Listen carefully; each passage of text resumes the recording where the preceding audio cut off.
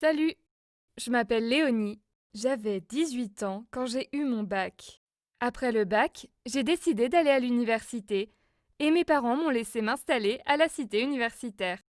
Ils m'ont fait promettre de rester toujours studieuse et de retourner une fois par mois pour voir ma famille. La cité universitaire était un autre monde. J'avais une colocataire qui s'appelait Cécile, une belle jeune fille qui avait tous les vêtements à la mode. Je l'admirais beaucoup. Elle me trouvait un peu trop timide et me taquinait. Elle voulait tout le temps me maquiller, car elle trouvait que je ne me mettais pas assez en valeur avec mes grosses jupes. J'étais fière de porter mes vêtements, car c'est ma mère, couturière de profession, qui me confectionnait toutes mes tenues. Les critiques répétitives de Cécile et de sa bande d'amis me poussaient parfois à détester mes vêtements. Le jour de mon anniversaire, Cécile m'offrit une robe. Elle était tellement moulante que je refusais de la porter. Mais elle a tellement insisté que j'ai fini par céder. Ensuite, elle m'invita en boîte de nuit. C'était ma première fois d'y aller. Je suis restée assise toute la soirée. À notre retour, elle m'a remis une enveloppe qui contenait la coquette somme de 5 000 euros. Et elle m'expliqua que c'était un cadeau d'un de ses amis qui me trouvait très belle. Bien sûr que je n'ai pas pris cet argent. Mais le lendemain, elle revint à la charge. Et il n'y avait pas seulement les 5 000 euros. Elle m'apporta aussi le nouvel iPhone à la mode. Et j'ai finalement accepté. Elle m'a ensuite garanti que je pouvais gagner plus si j'acceptais de rencontrer le monsieur.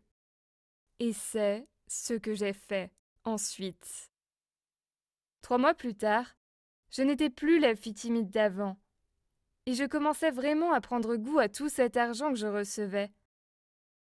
Je menais une vie double. À la maison, j'étais toujours la petite fille sage. Et à l'université, j'étais l'une des plus belles filles du campus. Pour de l'argent, j'étais prête à tout faire. J'ai même donné ma virginité à un monsieur. Cécile m'a présenté à tous ses amis et nous sommes devenus inséparables. Le premier homme que j'ai rencontré se faisait appeler le grand boss, un homme d'affaires très riche. Il avait presque l'âge de mon père, mais pour de l'argent, j'étais prête à tout faire. Cet homme était fou amoureux de moi et me donnait tout ce que je voulais. Mais je suis devenue gourmande et je voulais gagner plus. Alors, je suis sortie avec d'autres hommes qui m'offraient des voyages partout dans le monde et plein d'argent. Quelques années plus tard, je ferai une rencontre qui va changer ma vie. Lors d'une fête d'anniversaire d'une copine, je fais la rencontre de Pierre, un jeune homme beau et intelligent. Et entre nous, c'est le véritable coup de foudre. On s'est tout de suite mis en couple. Et ensuite, j'ai décidé d'arrêter tout ce que je faisais, de redevenir cette fille que j'étais avant et de me concentrer sur mes études. Quelque temps après, Pierre me demanda en mariage. Mais mes parents étaient contre, car ils me trouvaient encore trop jeune pour le mariage. J'avais 21 ans. Pierre et moi, nous sommes alors mariés en cachette. Les parents de mon mari avaient beaucoup d'argent. Pierre m'expliqua que son père lui avait offert son appartement quand il a eu ses 18 ans, et que ses parents lui donnaient tout ce qu'il voulait. J'avais hâte de les rencontrer. Il voulait faire la surprise à ses parents. Nous nous sommes alors rendus chez eux. Et là, j'ai découvert que le père de Pierre était le grand boss, mon premier homme. Nous devrions normalement passer tout le week-end chez mes beaux-parents. Mais en découvrant que son père était mon premier homme, je n'ai pas pu. J'ai demandé à mon mari si on pouvait rentrer plus tôt chez nous à la maison sous prétexte que je ne me sentais pas bien et que je n'avais pas apporté mes médicaments. Ma belle-mère était tellement triste de nous voir partir aussitôt, mais mon mari lui avait promis que nous nous reviendrons la semaine prochaine. Arrivée chez nous, j'étais toute triste.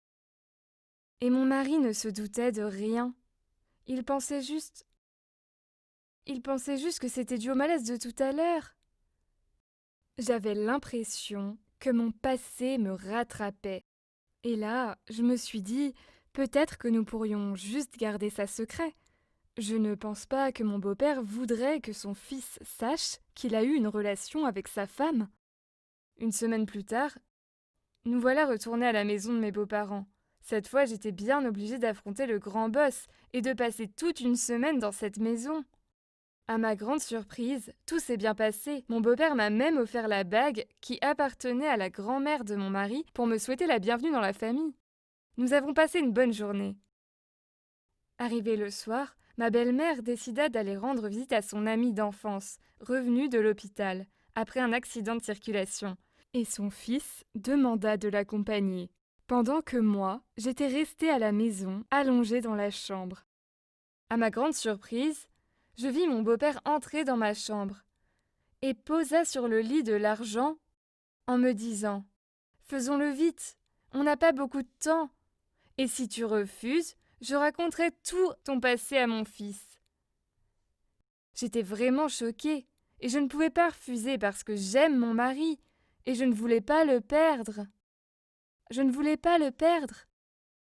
Depuis ce jour, mon beau-père ne fait que me harceler et veut que nous continuions à coucher ensemble. Sinon, il parlera de mon passé à son fils. J'ai peur. Et je ne sais pas, que devrais-je faire? Et vous? Que feriez-vous à ma place? Merci de me donner vos avis dans les commentaires et de partager la vidéo à vos proches.